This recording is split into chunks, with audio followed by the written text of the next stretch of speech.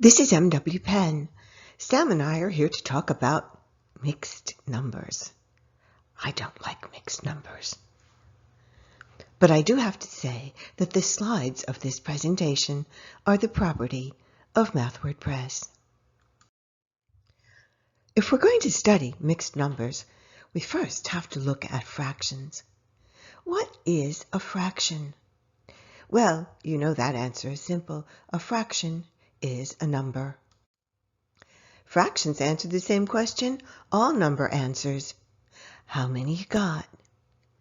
A number doesn't tell you what you have, just how much or how many. You could have 2/3 of a pie. You could also have 2½ pies. But let's look at these mixed numbers because sometimes they're just a little silly. Like you can't really have 4¼ elephants. One thing that's important to remember, if you express a number in a fraction or one of those mixed up things, you still have to have the same number. And sometimes that mixed up thing is more descriptive. You could have 4¼ pies, but a fraction is always easier to use in an equation. After all, 4¼ is equal to 17/4. And I must admit, sometimes one of those mixed up numbers is much more descriptive. When you're listing the ingredients for a recipe, 2½ cups might be a better description than 5 half cups. So if you're a baker, you might want to move on to another topic. But if you want to work with number, you're in the right place. So you're studying math and you want to work with fractions. What if they throw one of those mixed up things your way? What can you do? The simplest thing to do is to convert it into an equivalent fraction. Bear does it all the time. It's just a matter of asking how many you got. Let's look at that 2 and 1/2.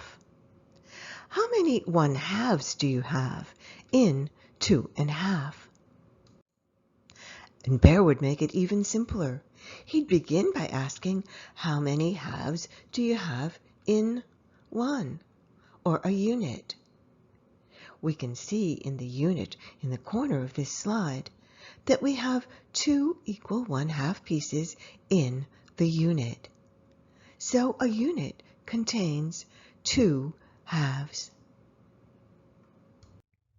It's just a matter of common sense that if 1 unit contains 2 1/2s, then 2 units will contain twice as many. If we have 2 halves in 1 unit, then there must be 4 halves in 2 units.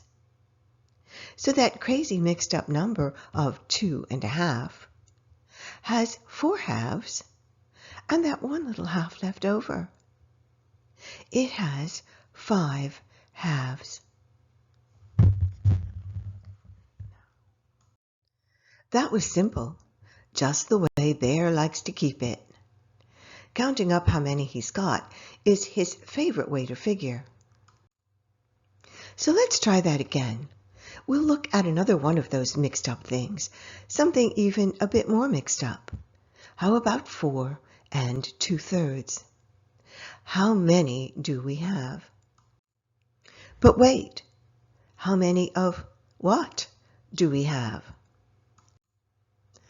Bear would look at that fraction tacked onto that mixed up number and see that it was 2/3. He'd realize that he had 4 units and then he would have to add 2/3 more to those 4 units. Well, the easiest way to add 2/3 to whole units is to work in thirds. So what we're looking for is how many 1/3s we have. Bear would go back to his simple method of counting. If we have 3 1/3 pieces in a unit, and we have 4 units, Bear figures he's got to have 12 1/3. Well, yes, he has 12 1/3 in 4 units. He counted them up. But then he has this little mixed up part left over. He has 2 more 1/3 pieces. He has to count them up too. So Bear figures he has 14 1/3 pieces. Do you remember the parts of a fraction? If we review some fractions on the number line, you should remember that the bottom number, the denominator, tells us how many equal parts are dividing the unit. On the number line here, we see thirds, or 3 equal parts of a unit, and fourths, or 4 equal parts of a unit. So our unit isn't divided into 3 equal parts or 4 equal parts. What happens when the denominator increases? When the denominator increases, a unit is divided into smaller and smaller equal parts. In this slide, we have an area model for 1/2 or 2 equal parts, 1/4 or 4 equal parts, and even 1/8, a unit divided into 8 equal parts. And we can see these divisions on the number line. Here, as the denominator increases from 2 to 4 to 8, we can see that the parts get smaller and smaller. The top number of a fraction, the numerator, tells us how many of the equal parts we have. When we look at the numerators on this slide, we see that we could have 1 of 2 equal parts, or 1/2, 2 of 2 equal parts, or 2/2, 4, 6, 8.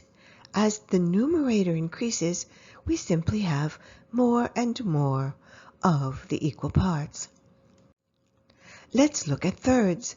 We could have 1/3, or 2/3, or 3/3, 6/3, 9/3, 12/3. As the numerator increases, we have more and more of the equal parts. But there's something interesting to note on this number line. Suppose we have a unit divided into 2 equal parts, and we're dealing with 2 of them. In other words, we have 2 halves. When we have 2 halves, we have the entire unit. The same is true if we have 3 of 3 equal parts. When we have 3/3, we have the unit. 4/4, 5/5, 7/7. They're all equal to a unit. The important thing to note is that when a unit is divided into equal parts, and we have all of those parts, we have the equivalent of a unit. When we have 2 halves, or 3/3, 4/4, 8/8, 34 34ths, we could divide a unit into 34 equal parts. But if we have all 34 of those parts, we have a unit. But what happens if we have complete units and then that little mixed up part left over? On this slide, we're looking at 2 units divided into 1/3. And then we have this little part left over. 2/3 that don't quite make a unit. Well, what we have is this mixed up number of 2 and 2/3. Suppose we have 3 and 2/3 pies. Well, 2/3 are part of what we have, so Square Bear would say we got to add them in. I mean, if you got 3 pies and then another 2/3 of a pie, well, you got more than 3 pies. Lucky you. But when you think about it, if we have 3 units, don't we have 9/3? If we have 3 units and that is equal to 9/3, and then we have 2/3 more, well, Bear would just count them up, and Bear would say, we have 11/3. 11/3 is actually a very nice number.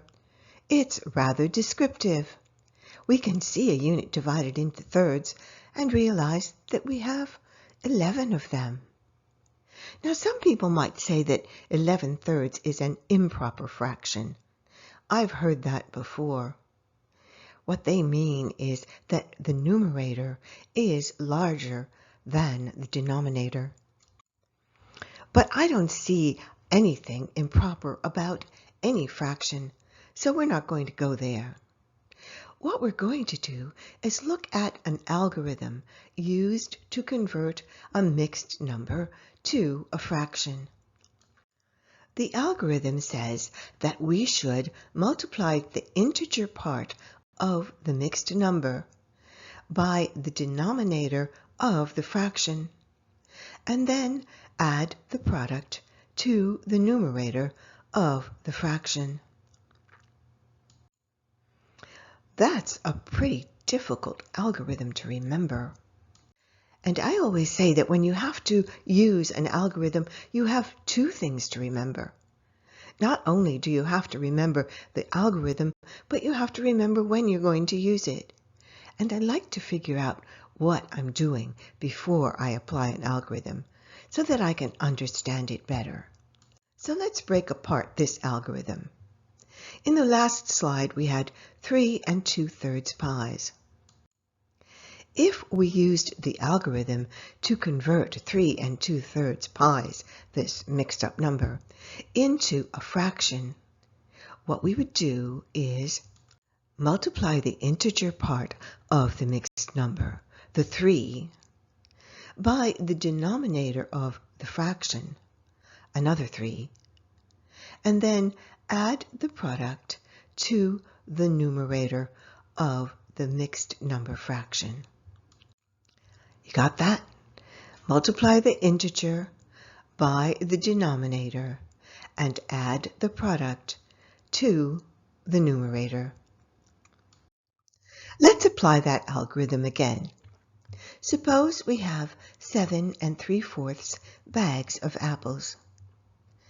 The algorithm says that we should multiply the integer, the 7, by the denominator of the fractional part of the mixed number, that is, by the 4, and add the product to the numerator of the fraction. 7 times 4 equals 28. Add the 3, and we have 31/4. 31/4, well, some people might say that's an improper fraction, but I rather like it. A fraction is a nice way to denote number. And let's think about what we have. Think about it. We have 7 units. When we have 7 units, don't we also have 28/4? I mean, Bear would say if 1 unit is equal to 4/4, and we have 7 units, when he counts them up, he would say we have 28/4. If 7 units are equal to 28/4, and we have 3 additional fourths in the mixed number, the 28/4 plus the 3/4 would equal 31/4.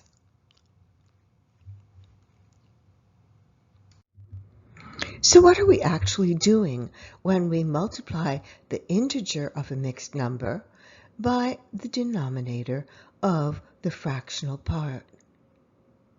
We're converting the integer into an equivalent fraction. After all, 7 does equal 28/4. It's an equivalent fraction. And the equivalent fraction has the same denominator as the fractional part of that mixed up number. Once we've converted the 7 into 28/4, well, it's very easy to add the other 3/4 into it. Bear would just count them up. We have 28/4 and then 3/4. Count them up. We have 31/4. We can just add them up using Bear's method. Let's apply that algorithm one more time. This time, let's help Mr. Hatch, Eileen Spinelli's beloved character. Mr. Hatch has 5 2/7 jars of peanut butter. But Mr. Hatch doesn't like messy, mixed-up things. He would prefer to work with much simpler math notation. Instead of 5 2/7 jars, he would prefer to have a fraction.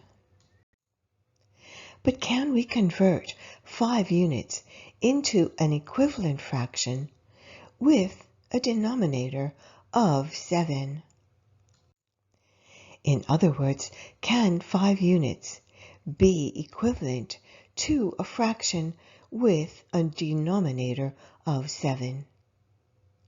Well, of course. 7/7 is equal to 1, and 1 is the multiplicative identity. So if we multiply 5 by 7/7, we have the fraction 35/7, and 35/7 is equal to 5.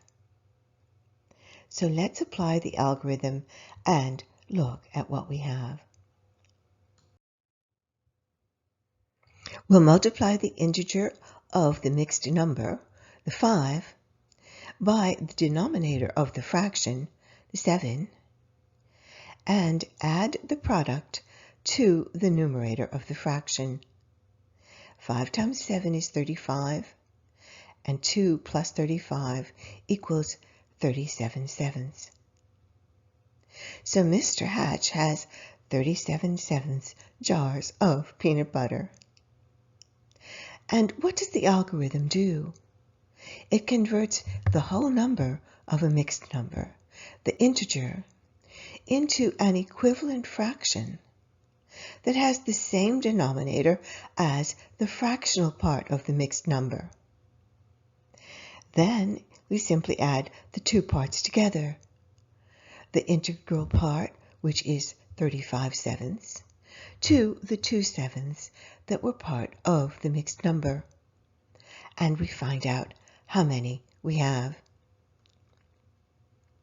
Now, once we have converted a mixed number into a fraction, can we convert the fraction back into the mixed number?